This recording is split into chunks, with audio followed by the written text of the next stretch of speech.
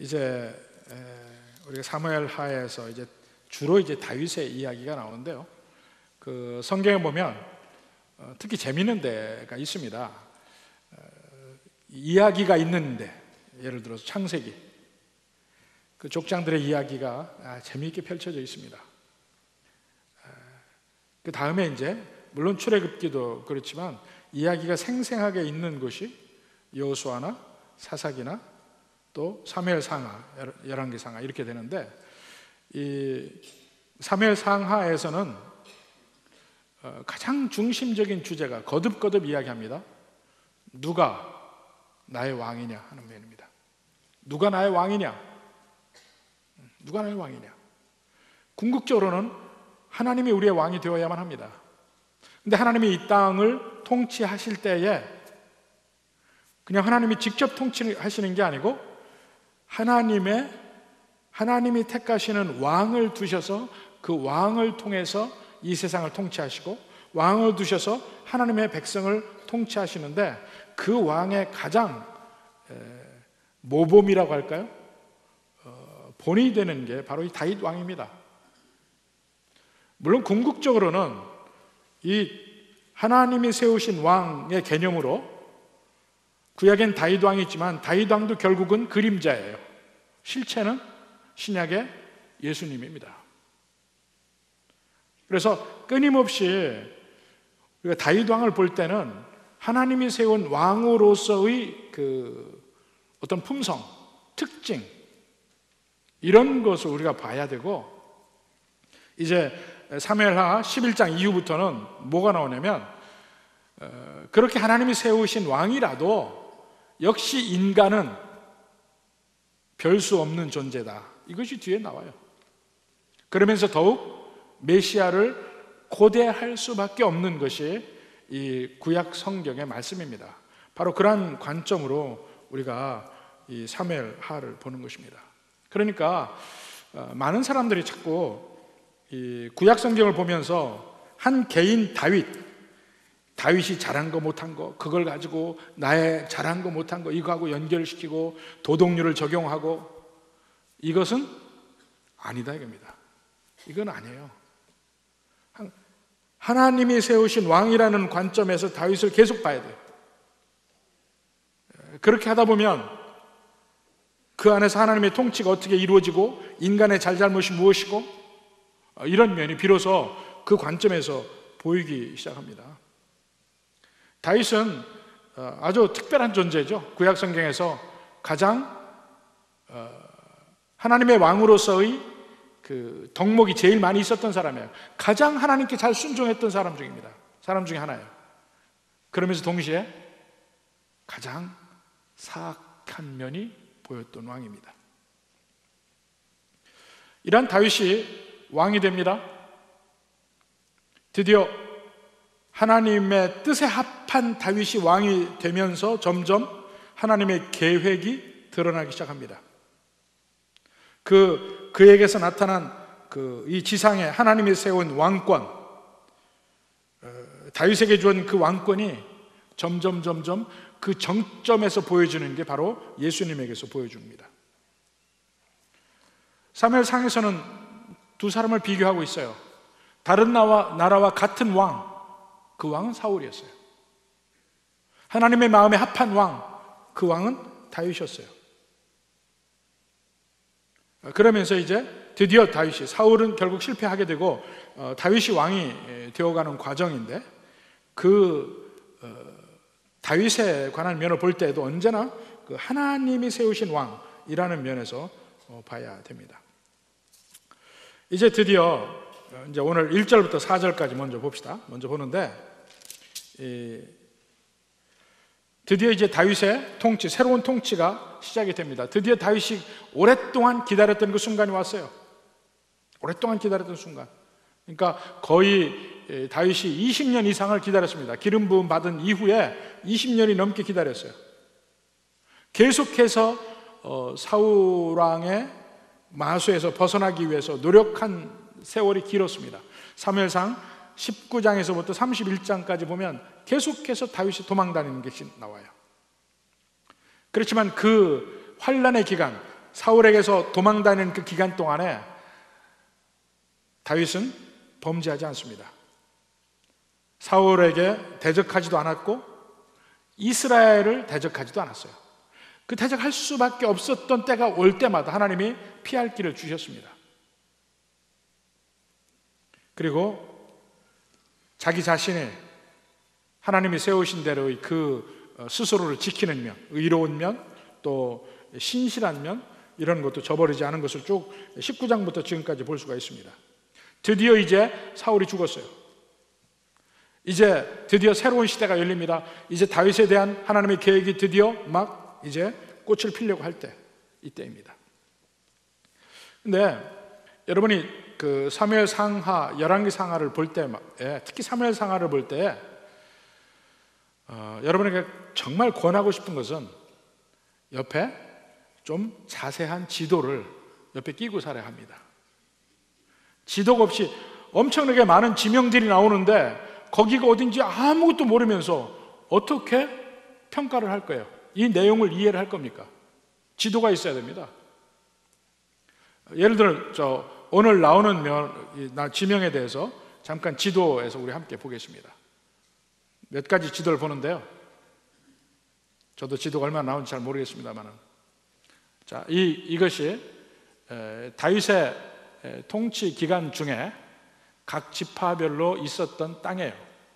제일 밖에 점선과 실선으로 같이 된 선이, 이 점선이 다윗 왕의 통치의 영역, 실선이 솔로몬 왕의 통치의 영역, 뭐 이렇습니다. 그리고 색깔별로 각 지파에 속한 데가 나오는데, 좀 저쪽만 좀, 이스라엘 쪽만 좀 크게 할 수 없나요? 네, 이러니까 보이잖아요. 자, 사해 바다 위쪽, 저 위에 갈릴리 바다 있죠? 두 곳을 언제나 여러분 잘 보셔야 합니다. 위쪽이 북쪽이에요. 이 신약의 이름과 같이 섞여 있는데, 자, 야베스 길르앗이라는 데가 보입니까? 예, 하늘색으로 되어 있는 면에 야베스 길르앗이라고 되어 있죠. 그러니까 갈릴리 바다에서 사해 바다까지가 줄이 있으면 거기가 요단강입니다. 사해 바다 바로 위에 여리고가 보이죠. 그 위에 길갈, 숲곳이 보이고, 거기서 한시 방향으로 보면 야베스 길르앗이 보입니다. 오늘 나오는 데가 그 야베스 길르앗이에요. 그리고 야베스 길르앗에서 왼편, 그러니까 10시 방향으로 하면 벳산이라고 있습니다. 벳산. 여기가 지금 엄청나게 큰 고고학적 유적으로 지금 벳산이라는 데가 있습니다. 그리고 거기서 다시 왼편으로 가면 이스라엘이라고 있죠. 이스라엘. 그 위에 나사렛. 사실 나사렛은 구약의 도시가 아닙니다만은 나사렛 있죠. 이스라엘에서 북쪽이 전부 이스라엘 평지입니다. 그리고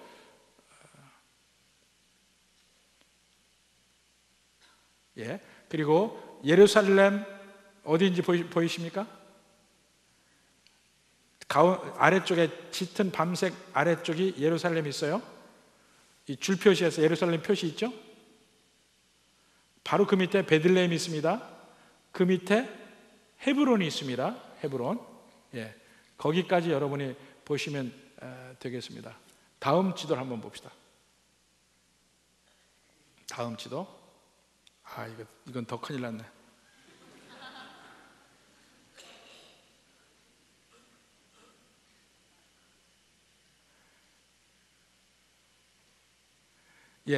이 지도는 지금 이스라엘이 이렇게 돼 있잖아요. 이 이스라엘을 이렇게 눕혀놓은 겁니다. 왼편이 북쪽이에요. 오른편이 남쪽이고,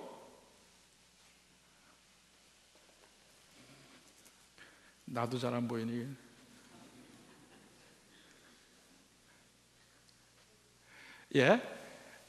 그러면 이 전부 넷으로 나눠서 오른쪽 아래 중간쯤에 거기가 브엘세바입니다. 보이세요? 브엘세바.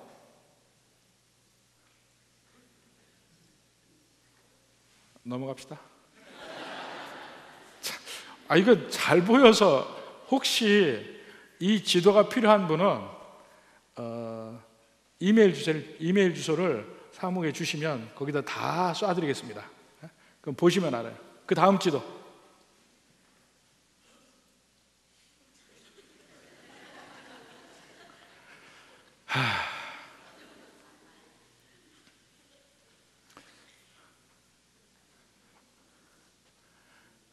좀 가운데를 좀 확대해 봅시다.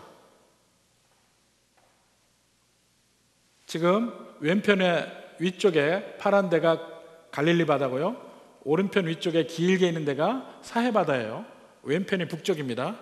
지금 이 지도가 이 성경의 모든 지도 중에 최고의 지도입니다. 사실은 최고의 지도예요. 이 지도 이상으로, 그러니까 이 한 개 말고 이렇게 나온 이 지도 편이 있는데 이거 이상으로 더 자세하게 확실하게 나온 데가 없습니다. 시대별로 잘 나와 있는데 제가 기대한 게 이게 아닌데 두 바다만 보고 그냥 지나갑시다. 그 다음으로 갑시다. 다음 하나 봅시다. 예, 좀 더 자세히 나왔어요. 예, 됐어. 예.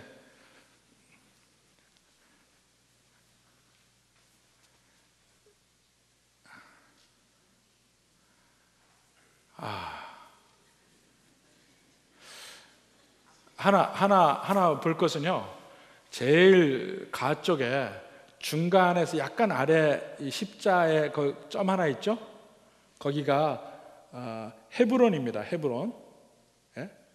헤브론에서 쭉 그게 족장길이에요. 쭉 올라와서 10시 방향으로 올라가 보면 베들레헴이 보입니다. 보이세요? 베들레헴. 거기서 다시 그 길을 따라서 올라가 보면 예루살렘이 보입니다.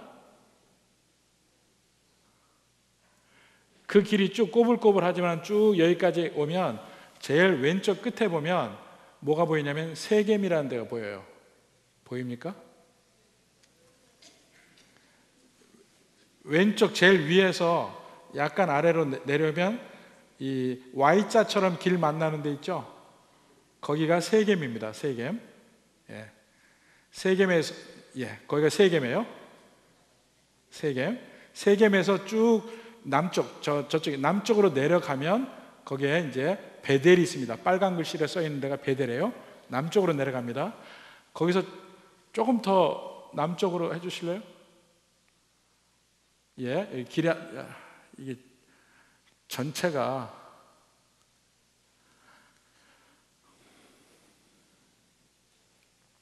저 위쪽에 빨간 글씨로 미스바라는 데가 있습니다.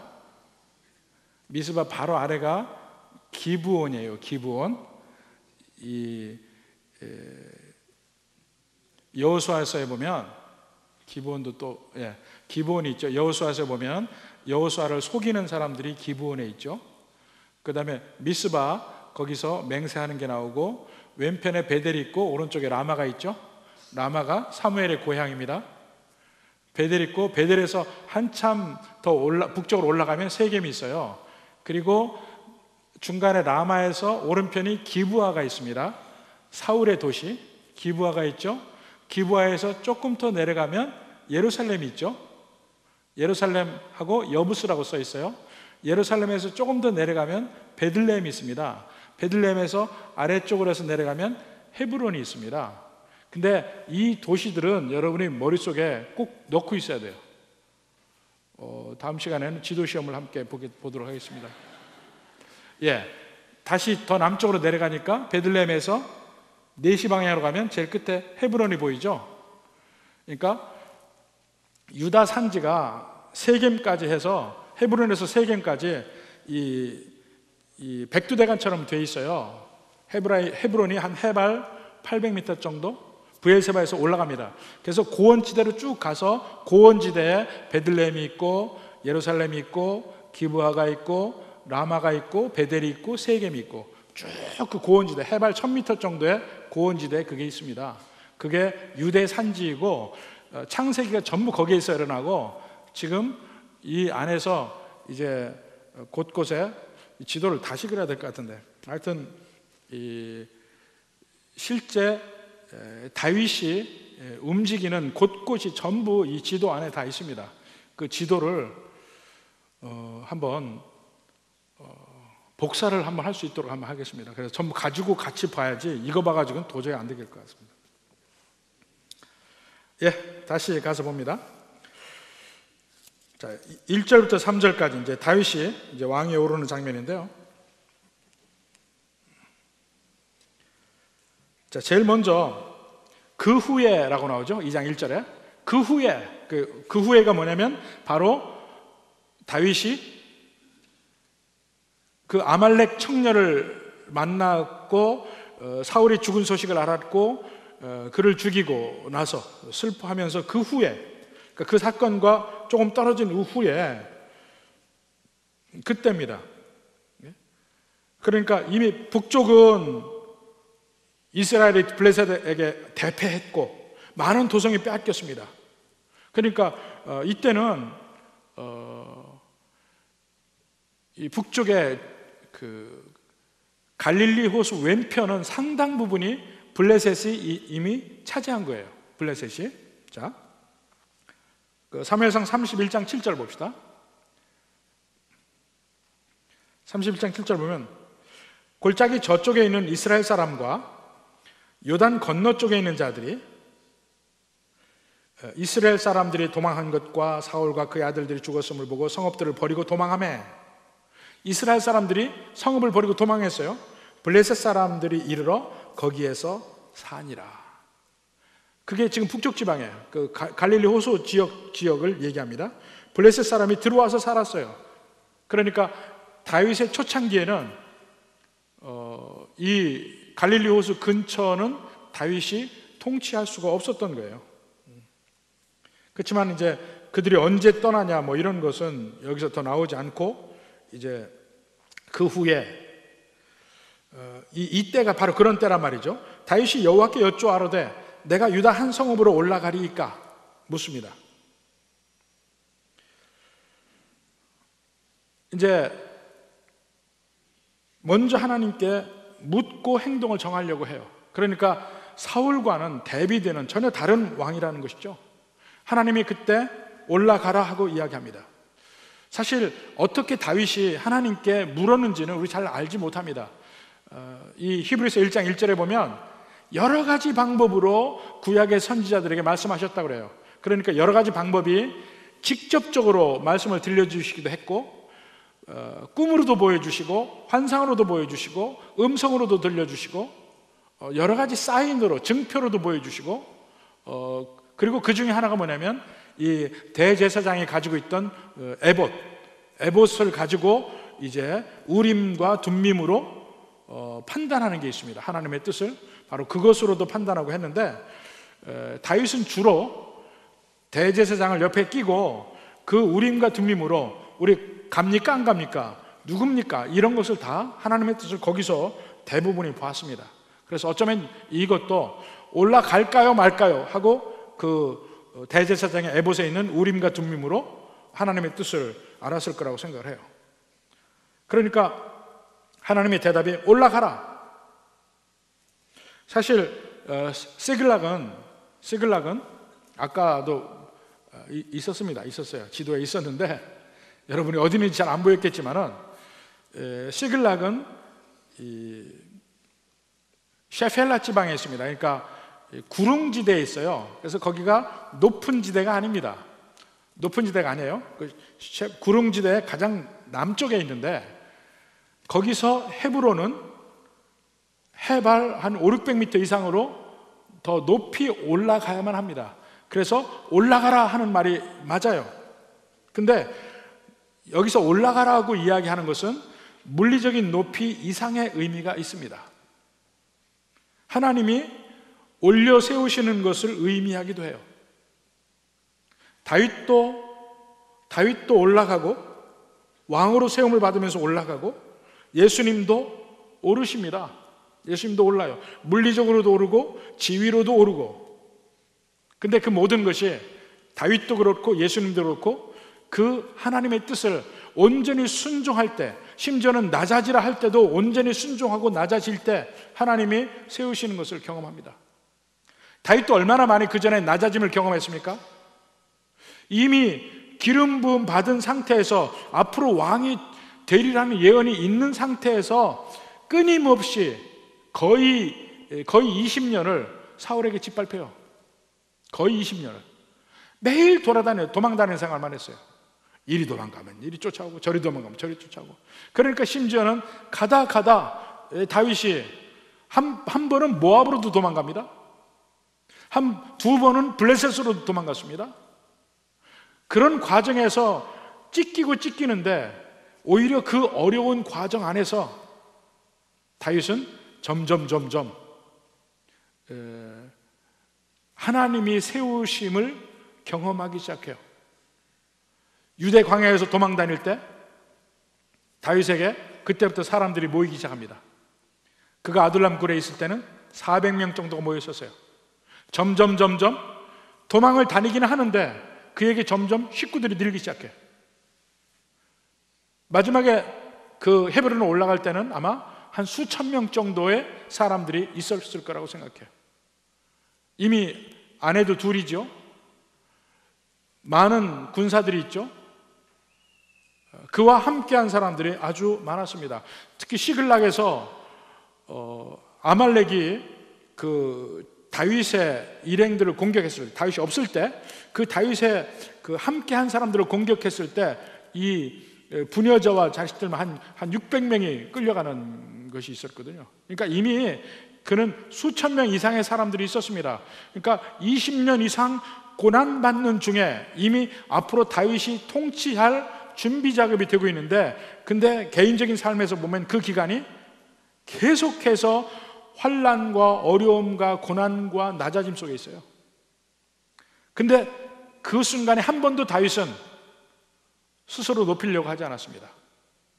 가장 대표적인 예가 사울을 죽일 기회를 2번이나 가졌어요. 근데 그는 안 죽입니다. 스스로 높아질 수 있는 기회가 옴에도 그걸 포기합니다. 왜냐하면 상대편이 하나님의 기름 부음 받은 자라. 그래서 그것을 하나님의 뜻에 계속해서 맡기는 거예요. 그러니까 어느 면에서 이야기하면 다윗에게 있어서 사울은 선악과 같은 거야. 사실 많은 분들이 얘기합니다. 에덴 동산에서 아니 동산 중앙에 선악과가 있으면 영원히 계속되다 보면 언젠가 아담이 실수할 때가 오지 않겠느냐. 그럼 결국은 죄를 지으라고 두는 게 아니냐, 뭐 이렇게도 얘기를 합니다. 근데 많은 학자들이 이야기하기를 바로 그렇게 시험하는 기간은 일정 기간이었을 것이다 생각해요. 그 일정 기간이 지난 후에는 그런 시험거리가 없어지고 영원히 영생을 누릴 수가 있었는데 거기에서 아담은 넘어졌다는 거예요. 그렇게 많이 이야기해요. 근데 그런 면이 요셉에게도 시험거리가 있었습니다. 보디발 장군의 아내. 끊임없이 그를 유혹합니다. 근데 요셉은 거기서 넘어지지 않죠. 다윗에게 시험거리는 바로 사울왕이었어요. 끊임없이 사울왕을 제거하고 싶은 마음이 있었을 거라고요. 근데 하지 않습니다. 그 면에서 요셉도 승리하고 다윗도 승리하는 거예요. 그러니까 어느 시간이 지나니까 드디어 그들의 시험도 끝나고 하나님이 세우십시오. 요셉도 하나님이 세우시죠. 총리로. 다윗도 하나님이 세우십니다. 지금 이 광경에서 끝까지 하나님께 순종하는 과정 속에 드디어 하나님이 세우시는 것을 다윗이 경험합니다. 하나님은 자기 백성 중에 리더를 세우실 때 그런 식으로 세우신다 이거예요. 계속해서 요셉도 그렇고 다윗도 그렇고 예수님도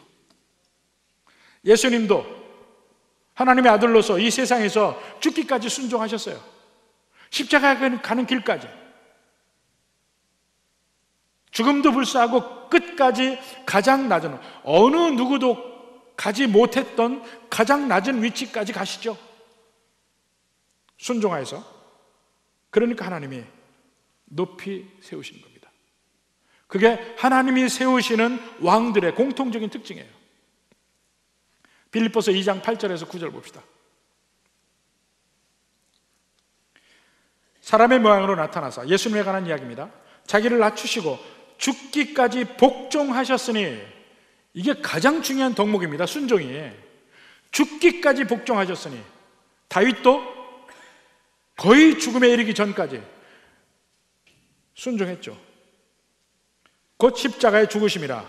이러므로, 그 다음에 이러므로 하나님이 그를 지극히 높여 모든 이름 위에 뛰어난 이름을 주셨다. 세우시는 것은 하나님이에요. 먼저 낮추시면서 끝까지 시험하십니다.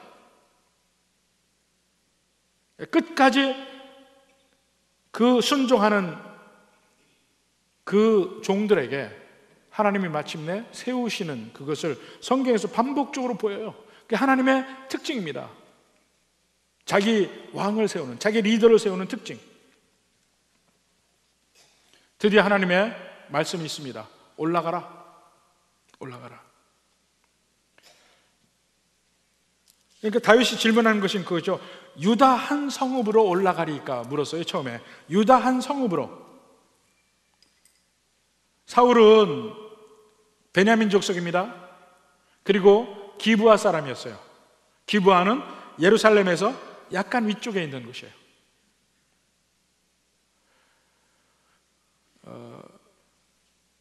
이 기브아가 의미가 있는 성읍이에요.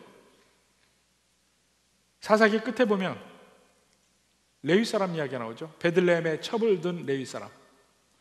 베들레헴에 첩을 뒀는데, 그 베들레헴 여인인데 첩이 도망가서 베들레헴 집으로 갔어요. 그때 그 레위 사람이 따라 내려가서 베들레헴에서 그 첩을 데리고 나오려고 합니다. 그랬더니 첩의 장인이 자꾸 연회를 열고 술을 주고 해서 못 가고 하다가 어느 날은 드디어 가야 되겠어요. 베들레헴 채비를 하고 가는데 벌써 연회를 하다 보니까 해가 떨어지고 늦었어요. 베들레헴에서 열심히 가는데 날이 어두워졌어요. 여부스 사람의 땅을 지나갑니다. 그게 예루살렘이에요. 근데 예루살렘은 여부스 사람 이방의 땅이라고 해서 거기서 안 잡니다. 조금 더 가요. 이제 베냐민의 땅에 가서 자려고 합니다. 그게 기브아예요. 이 상징적인 의미가 있습니다. 예루살렘을 거부하고 기브아를 택했는데, 예루살렘은 하나님이 나중에 택하는 하나님의 도성이에요. 그걸 거부하고 나중에 이스라엘 백성의 땅이라고 해서 기브아를 택했는데, 그 기브아에서 사건이 나죠. 비류들에게 겁탈을 당하고 그것 때문에 싸움이 나서 베냐민이 거의 다 멸종되기 직전까지 가는 것이 그 출발점이 기브아예요. 사울이 기브아 사람이에요. 레위 사람이 기브아를 택한 것이 상징적인 의미가 있다니까요. 기브아 사람이에요. 근데 그 기브아에서 사울은 이스라엘 온 나라를 통치하고 거기를 거점으로 해서 통치를 합니다. 다윗도 이제 왕이 되면서 자기의 거점, 자기의 근거지로 자기가 유다 지파니까 유다 지파의 한 성읍을 거점으로 삼으려고 생각을 하고 있는 거예요. 다윗이 기름 부음 받은 곳이 어디입니까? 다윗의 고향이 어디예요? 베들레헴이에요. 베들레헴에서 다윗이 기름 부음 받습니다. 다윗이 골리앗을 물리친데도 유다 땅이에요. 유다 땅. 블레셋 사람과 북쪽에서도 전쟁을 했었고 남쪽에서도 전쟁을 했는데, 골리앗을 물리치는 곳이 바로 유다 땅의 남쪽에서의 땅입니다. 사무엘상 17장 1절에 봅시다. 블레셋 사람들이 그들의 군대를 모으고 싸우고자 하여 유다에 속한 소고에 모여. 자, 유다는 예루살렘부터 남쪽의 땅이 유다 땅이었어요. 유다에 속한 소고에 모여 소고와 아세가 사이의 에베스담밈에 진침해. 여기서 진치고 골리앗이 나와서 누구든지 나와 싸우자 하는 데가 바로 이곳이에요. 거기서 골리앗을 물리치고 죽입니다. 유다 땅에서. 또 다윗이 사울을 피해서 도망 다니다가 그 이스라엘 땅에서는 도망 다닐 데가 없어서 어디로 가냐면 모압으로 도망갔어요. 모압으로 갔었는데 선지자 갓이 그에게 다시 유다 땅으로 들어가라고 그에게 하나님의 말씀을 증거합니다. 그리고 돌아와요. 사무엘상 22장 5절. 사무엘상 22장 5절. 선지자 갓이 다윗에게 이르되 너는 이 요새에 있지 말고 떠나 유다 땅으로 들어가라. 현재 모압에 있었거든요. 다윗이 떠나 헤렛 수풀에 이르니라. 하나님도 유다 땅으로 가라고 이야기를 전에도 했었어요. 계속 그의 삶 속에 유다의 의미가 계속해서 다시 언급이 되는 장면들이 나오죠. 그리고 나서 바울이 심지어는 그 블레셋에게 넘어가서 그 블레셋의 그 에글론 왕의 수하에 있을 때에 그에게 시글락을 줍니다. 시글락을. 근데 시글락에 있을 때에 수시로 이스라엘을 괴롭히는 사람들과 전쟁을 하면서 전리품이 있으면 유다의 장로들과 함께 그 전리품을 나눕니다. 사무엘상 30장 26절 봅시다. 다윗이 시글락에 이르러 전리품을 그의 친구 유다 장로들에게, 유다 장로들이 친구라고 그래요. 친구. 보내어 이르되 보라 여호와의 원수에게 탈취한 것을 너에게 선사하노라. 이렇게 다윗 자신이 유다 지파의 사람이면서 그 유다의 땅 안에서의 일과 밀접하게 계속해서 연결이 돼 있고 하나님의 뜻도 계속 유다로 가라는 말을 들었고, 그리고 실질적인 이유로 북쪽은 블레셋 사람들이 상당히 많이 점령해 있어요. 이러한 정황 속에서 다윗이 이제 다시 이스라엘 땅으로 돌아갈 때 유다의 한 성읍이라고 이야기를 한 이유입니다.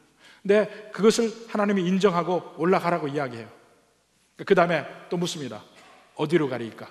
유다 어디요? 구체적으로 하나님이 헤브론으로 가라고 이야기를 합니다. 헤브론. 왜 하나님이 헤브론을 이야기를 했을까요? 헤브론이 어딘지를 알아야 될 거 아닙니까? 지금 여러분이 그 사무엘 상하 아니면 구약의 역사를 이해하려면요, 적어도 몇 군데, 예루살렘, 베들레헴, 베델, 세겜, 헤브론, 브엘세바, 이런 데는 좀 역사적인 면을 한번 파야 돼.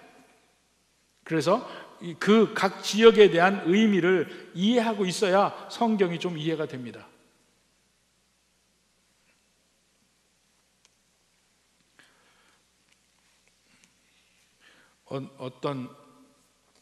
어느 교회에서, 절대로 우리 교회는 아닙니다. 어느 교회에서 있었던 일이에요. 교회에서 애들이 뛰어노니까 목사님이 귀여워서 애들에게 그 하면서 물어봤어요. 얘들아, 여리고성이 왜 무너졌는지 아냐? 그랬더니 뭐라 그래요? 제가 안 무너뜨렸어요. 맨날 혼나다 보니까 기가 막혀가지고 그 부모에게 얘기했습니다. 아니, 얘한테 제가 여리고성 누가 무너뜨렸냐고 했더니 자기네가 안 했다고 그러대요. 그러니까 그 부모가 하는 말이, 걔네는 그런 일 하는 애가 아닙니다.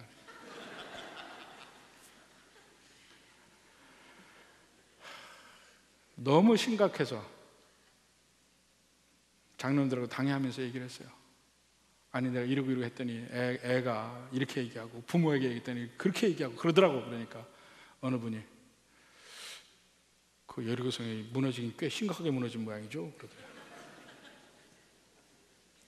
이 정도 되면 그 교회는 좀 문제가 심각하죠.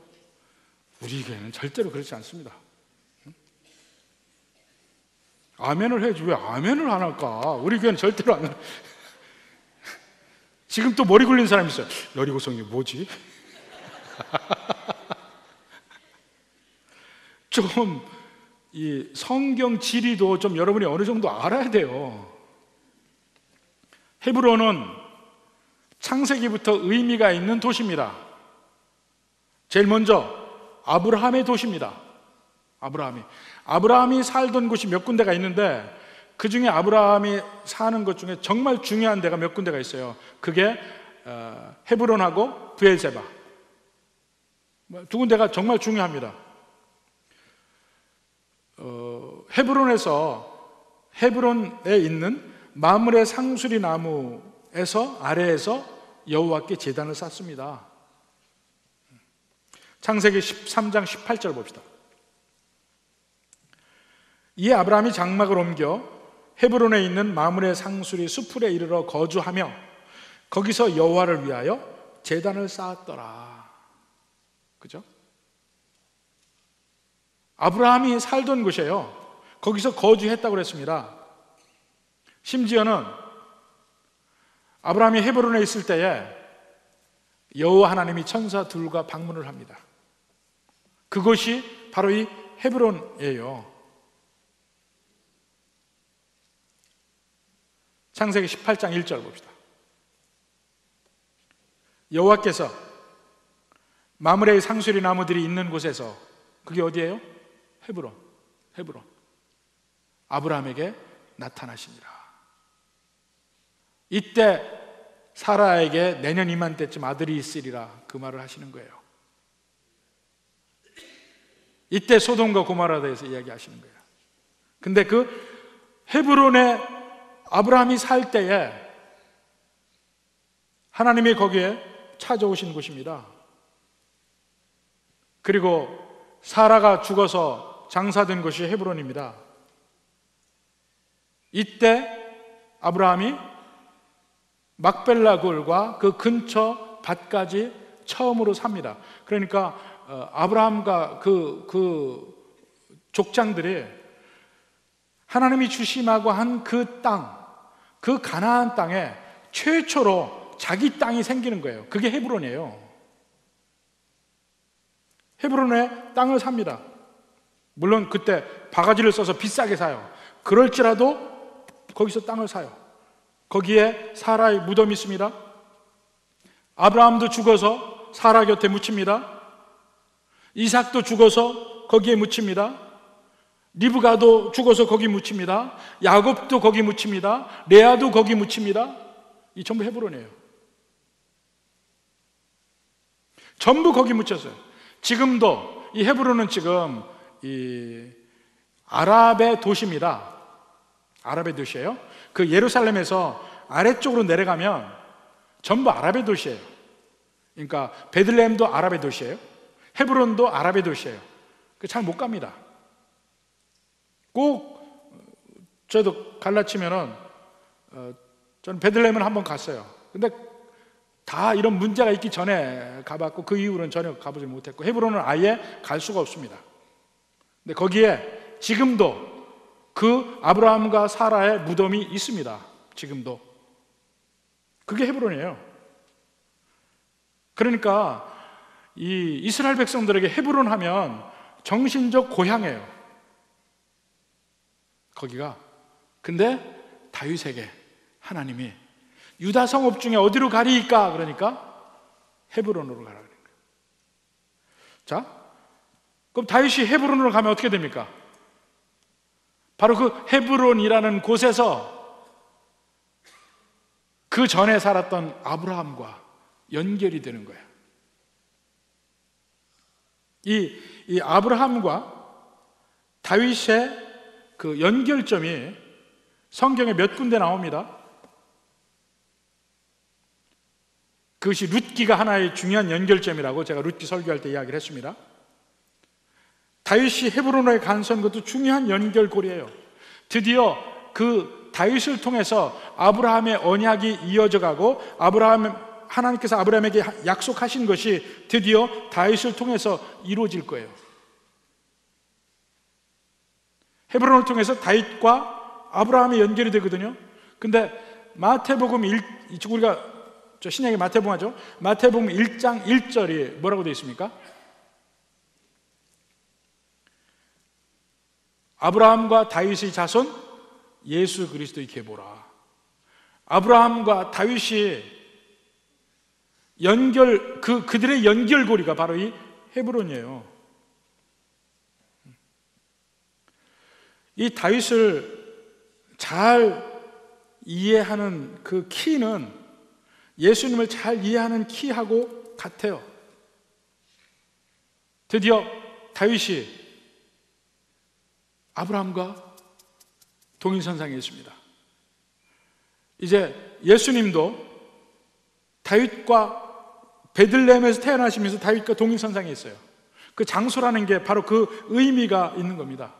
다윗의 고향 베들레헴에 메시아가 태어나고 다윗의 후손에 성경이, 그러니까 이 하나님의 계획이, 구원 계획이 그 때와 지리와 이 모든 것이 연결이 되어 있다는 것을 알 수가 있습니다. 드디어 새롭게 세워지는 하나님의 왕 다윗이 드디어 그 나라로 왕이 되어서 가는데 그 왕이 되는 데가 어디냐? 헤브론. 아브라함이 묻히고 사라가 묻히고 야곱이 묻히고 이삭이 묻히고 그 족장들이 묻힌 바로 그 헤브론에 가서 거기서 왕이 됩니다. 자, 그렇게 갈 때에 이제 드디어 갑니다. 2절 3절 봅시다. 다윗이 그 두 아내 이스라엘 여인 아히노암과 갈멜 사람 나발의 아내였던 아비가일을 데리고, 자, 다윗의 아내로서는 2번, 3번입니다. 1번은 누구죠? 네? 사울의 딸 미갈. 사울의 딸 미갈. 2번이 아히노암, 3번이 아비가일. 데리고 올라갈 때, 거꾸로인가요? 네. 3번에 또 자기와 함께한 추종자들과 그들의 가족들을 다윗이 다 데리고 올라가서 헤브론 각 성읍에 살게 하니라. 자, 여기 보면 헤브론이 한 성만이 아니고 그 지역을 얘기하죠. 헤브론 각 성읍에 살게 하니라. 헤브론 지역 전체를 얘기하는 거예요. 그 다음에 다윗이 지금 이사를 가고 있는 것이 일시적으로 가는 게 아니에요. 모든 재산, 모든 사람 다 이끌고 시글락에서 떠납니다. 다시 안 올 거야. 이제는 헤브론으로 완전히 이사를 갑니다. 이제 근거지를 옮기고 있는 거예요. 아까도 말씀드렸지만 그때 간 이 사람들이 추종자들, 그의 가족들 전부 합해서 수천 명은 됐을 거라니까요.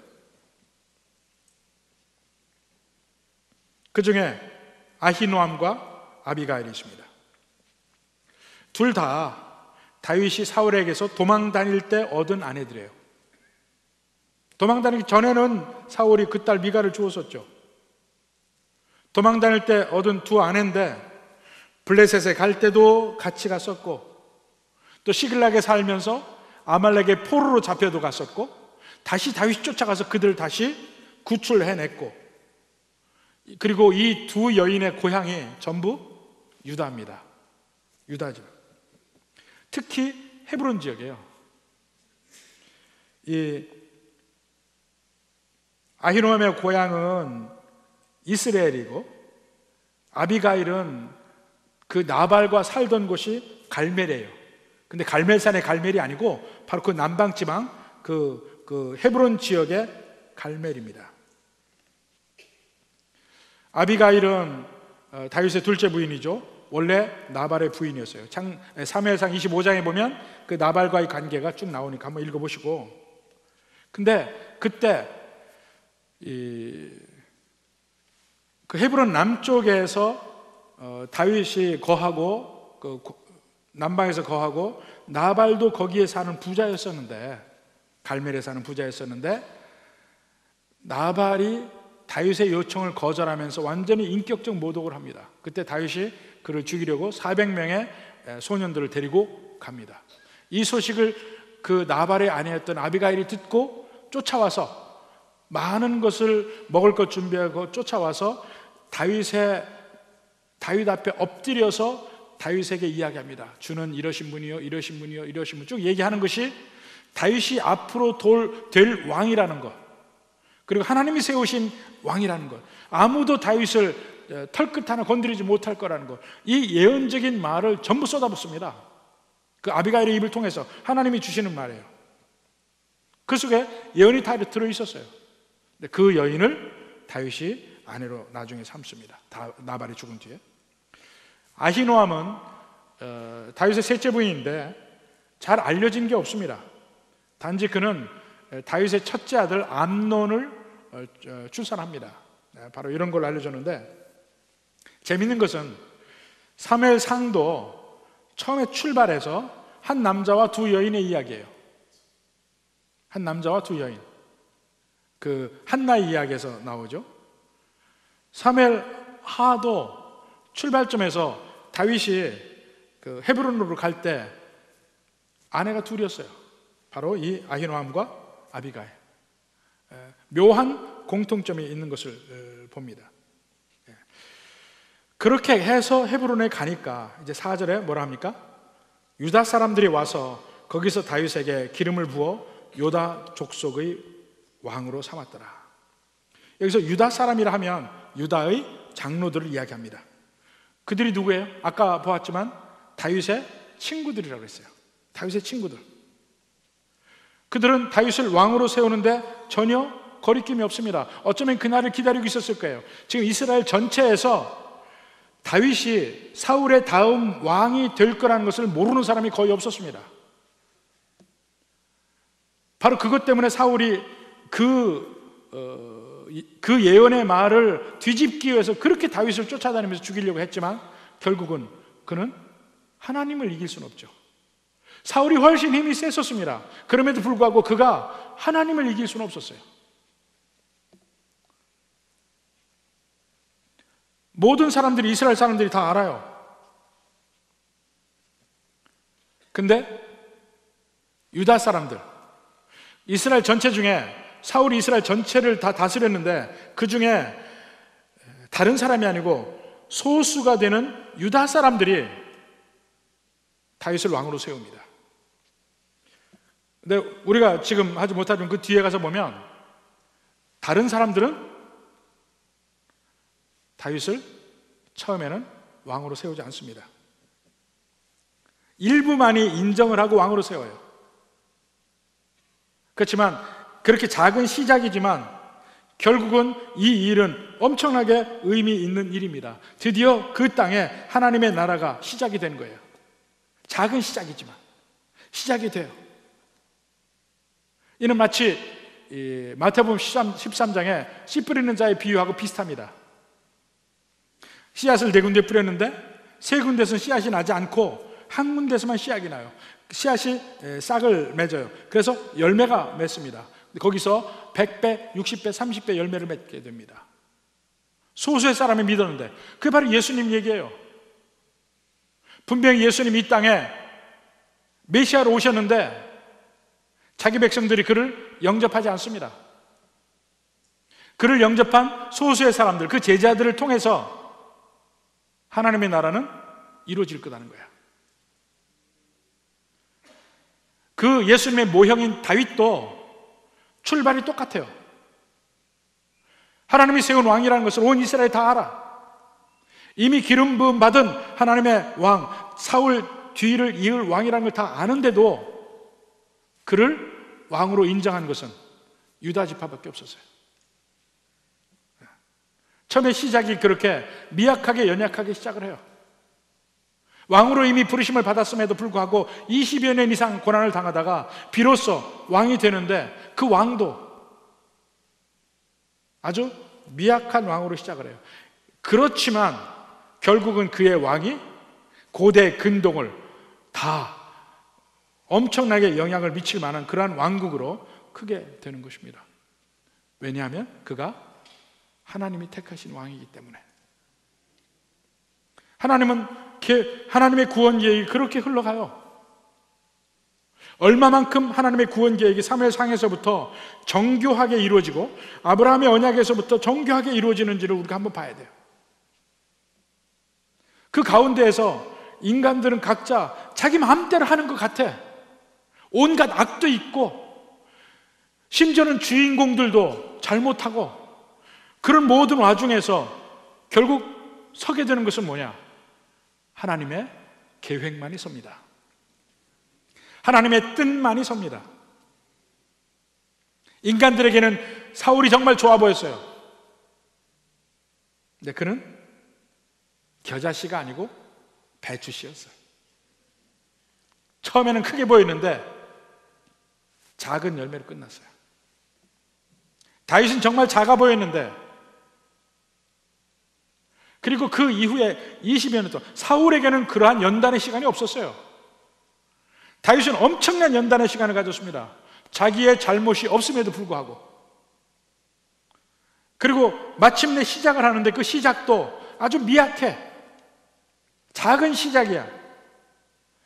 이스라엘 전체 중에서 극히 일부분, 10분의 1밖에 안 되는 그 사람들이 왕으로 인정해. 그러니까 근데 그게 하나님의 뜻이 거기에 있습니다. 그러나 결국은 흥왕하리라. 결국은 흥왕하리라. 우리가 이 세상을 보는 관점도 바로 그런 면에서 새롭게 되어야 된다고 생각을 해요. 우리가 보는 관점은 너무나도 세상적 관점이 많아요. 세상적 관점의 축복, 세상적 관점의 승리, 이것만을 보려고 합니다. 근데 성경에서 하나님의 입장을 계속 읽어가다 보면 얼마나 우리하고 틀리다 하는 것을 알 수가 있습니다. 저는 사무엘하에서도 인간 다윗을 보는 게 아니고 그를 통하여서 역사하시는 하나님이 어떤 하나님인지를 바로 알았으면 좋겠어요. 그리고 하나님은 자기 백성에게 역사하실 때 이러한 방식으로 역사하신다는 것을 보면 지금 현재 우리의 환난과 어려움과 이런 것이 얼마나 아무것도 아닌가 하는 것을 알 수가 있습니다. 결국은 이 모든 것이 앞으로 우리에게 있을 축복의 서곡이야. 축복의 서곡. 바로 이러한 하나님의 관점을 회복할 수 있는 여러분이 되기를 주님의 이름으로 축원합니다.